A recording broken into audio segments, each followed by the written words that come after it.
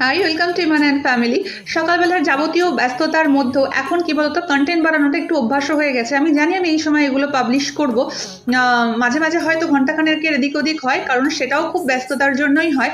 আমি বিশ্বাস করি রেগুলারিটি তুমি যদি মেনটেন করো, তুমি আজ না হয় কাল, কাল না হয় পরশু, তুমি তোমার লক্ষ্যে ঠিকই পৌঁছাবে। তোমার যদি একটা জীবন লক্ষ্য থাকে, জীবনের লক্ষ্যটা খুব বড় একটা জিনিস, সেখানে তুমি দেখবে তোমার ওটাই মোটিভেশনের কাজ করে যে আমি এই জায়গাটাতে পৌঁছাতে চাই বা এই জিনিসটা আমি অ্যাচিভ করতে চাই। তুমি যতই ব্যস্ত হও না কেন, খুব তোমার শারীরিক কোনো প্রবলেম বা সেগুলো ছাড়া তুমি তোমার কাজটা ঠিক করে ফেলতে পারবে। হয়তো কিছুক্ষণের এদিক ওদিক হয়, কিন্তু সেটা ম্যাটার করে না। যাই হোক, এখন আমি সকালবেলা যে বানাচ্ছিলাম চিকেন, তো চিকেনটা খেতে আমরা তিনজনই যেহেতু ভালোবাসি, আমার ছেলে যে বলে গেছিলো মাম্মা তুমি ওই দুর্দান্ত ঝোলটা করবে।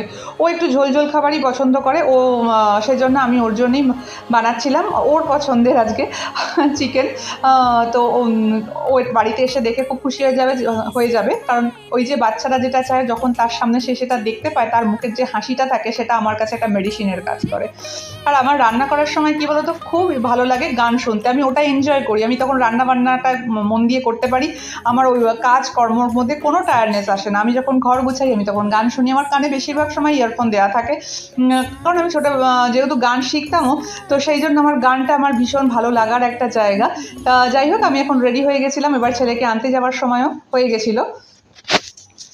এখন বেরোলাম, ছেলেকে আনার আছে, আরও কিছু কাজ করার আছে। তোমাদের সঙ্গে আবার দেখা হচ্ছে। সকাল থেকে আমরা খুবই ব্যস্ত থাকি, তো তাও ম্যানেজ করে নিতে হয়। ছেলেকে নিয়ে বাড়ি ফিরছি, 12:10-15 মতো বাজে। এবং বাড়ি ফিরতে প্রচুর কাজ আছে, ওটা ফ্রেশ করে নাও। যে উঠছে একজন, এতক্ষণ বাড়িতে ছিল না, বাড়িটা ফাঁকা ফাঁকা লাগছিল। যাই হোক, চলো সঙ্গে থেকো। আসলে কী বলতো, সকালে খুব তাড়াহুড়ো থাকে বলে সবসময় পুজোটা করা হয় না। ওটা অনেক সময় ছেলেকে বাড়িতে আনার পরই করি, কারণ আমি একদম ফ্রেশ হয়ে যাই, এসে খালি ড্রেসটা চেঞ্জ করে পুজো টুজো করে নিই, আমি ওকে খাওয়াতে বসিয়ে দিই। আমি মোটামুটি এটাই করে থাকি। যাই হোক, আশা করছি তোমাদের দিন ভীষণ ভালো যাচ্ছে। তোমার যদি আমার চেষ্টা একটুও ভালো লেগে থাকে, প্লিজ পাশে থেকো, সাথে থেকো। খুব ভালো লাগে তোমাদের কমেন্ট, আমাকে ভীষণ উৎসাহিত করে। আমি আমার হাজব্যান্ডকেও দেখাই যে দেখো সবাই কিন্তু আমাকে অ্যাপ্রিসিয়েট করতে গেলে মানুষের শুধু মন থাকতে হয়, আর সেই কন্টেন্ট যারা বানাচ্ছে তাদের সেই কন্টেন্টগুলো একটু মন দিয়ে দেখলেই মানুষ বুঝতে পারে তাদের মধ্যে এফোর্ট আছে কি নেই। এখন ছেলেকে খাওয়াবো।